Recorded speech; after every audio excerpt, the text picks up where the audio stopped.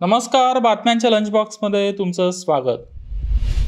भूराजकीय तणाव तसेच जागतिक अस्थिर परिस्थिती असल्याने आरबीआयने जानेवारी महिन्यात तब्बल 8.7 टन सोन्याची खरेदी केली आहे.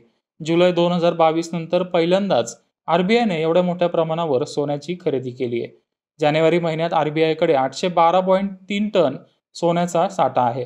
डिसेंबर 2023 मध्ये 803.58 टन सोन्याचा साठा होता, अशी माहिती गोल्ड काउन्सिलच्या आकडेवारीतून समोर आली आहे. आरबीआय परदेशी चलनात विविधता आणण्यासाठी तसेच परदेशी चलनातील जोखीम कमी करण्यासाठी सोन्याची खरेदी करत आहे. यामुळे सोन्याच्या किमतींमध्ये येणाऱ्या काळात मोठी तेजी येऊ शकते. आयुष्यमान भारत या विमा योजनेची समीक्षा करण्यासाठी केंद्र सरकारने नीती आयोगाचे सदस्य के पॉल यांच्या अध्यक्षतेखाली एक समिती नेमली आहे.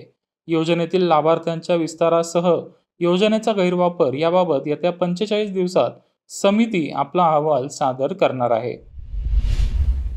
तुम्ही नोकरदार असाल तर तुमच्यासाठी एक बातमी आहे. 2024 मध्ये पगारात सरासरी 9% वाढ होण्याची शक्यता आहे. गेल्या वर्षी पगारात 9.2% सरासरी वाढ झाली होती. डेलॉइट या मॅनेजमेंट कन्सल्टन्सी फर्मने हा अहवाल सादर केलाय. बीपीओ आणि केपीओ वगळता इतर सर्वच क्षेत्रातील कर्मचाऱ्यांचे पगार वाढणार आहेत. देशातील 3 पैकी 1 कंपनी 2 अंकी पगार वाढ देण्याची शक्यता आहे. आता महाराष्ट्रातल्या पर्यटकांसाठी एक आनंदाची बातमी.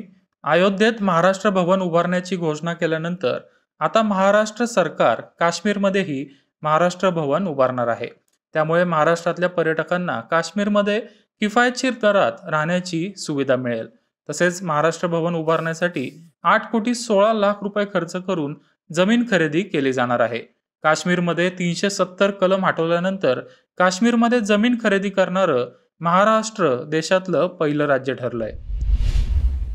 निवडणूक रोख्यांच्या तपशिलावरून सर्वोच्च न्यायालयाने भारतीय स्टेट बँक म्हणजेच SBIला नोटीस बजावली आहे.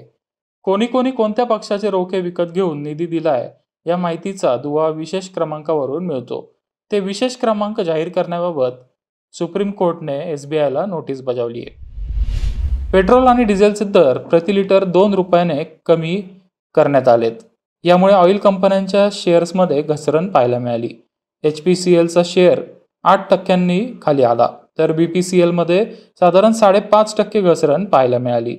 इंडियन ऑइल कॉर्पोरेशनचा शेअर देखील घसरला आहे. बातम्यांच्या लंच बॉक्समध्ये आता वेळ झाली थांबायची. तुम्ही पाहत राहा मनी 9 मराठी.